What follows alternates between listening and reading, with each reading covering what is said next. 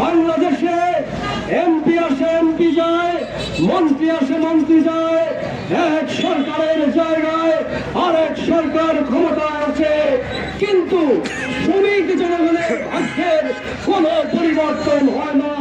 তার প্রমাণ এই আর হাওলাদার জুটমিলের শ্রমিকদের আজকে 33 বছর তাদের মজুরি না পাওয়া।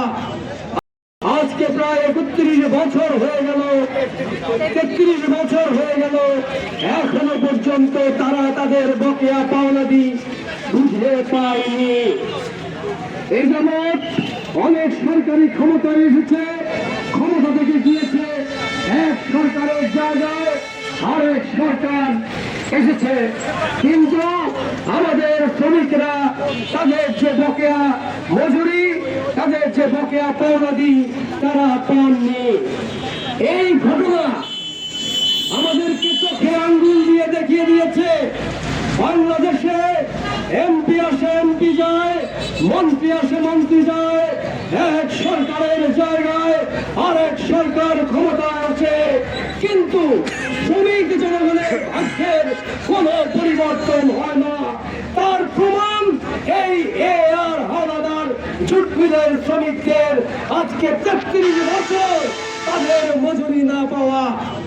আমরা ঢাকা থেকে এসেছি, আমরা এখানকার কর্তৃপক্ষ সহ সরকারকে স্পষ্ট করে বলতে চাই, দীর্ঘ 16 বছর স্বৈরাচারী শেখ হাসিনার ফ্যাসিস্ট সরকারের বিরুদ্ধে রক্তাক্ত যে সংগ্রাম হয়েছে, সেই সংগ্রামের ধারাবাহিকতায় 36 দিন টানা রক্তাক্ত সংগ্রামের মধ্য দিয়ে 2000-এরও বেশি শহীদ হওয়ার মধ্য দিয়ে এবং 20,000-এরও বেশি আহত হওয়ার মধ্য দিয়ে এই নতুন সরকার ক্ষমতায় এসছে।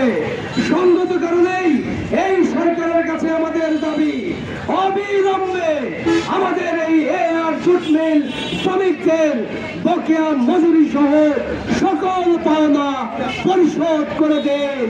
তা না হলে শুধু এই জেলায় নয়, ঢাকাতেও কেন্দ্রীয়ভাবে আমাদের জোট জাতীয় শ্রমিক কর্মচারী সংগ্রাম পরিষদ এবং আমাদের সংগঠন জাতীয় শ্রমিক ফেডারেশন বাংলাদেশ সহ ঢাকায় ক্রিয়াশীল রাজনৈতিক দলগুলোকে নিয়ে আমরা ঢাকাতেও কর্মসূচি পালন করব।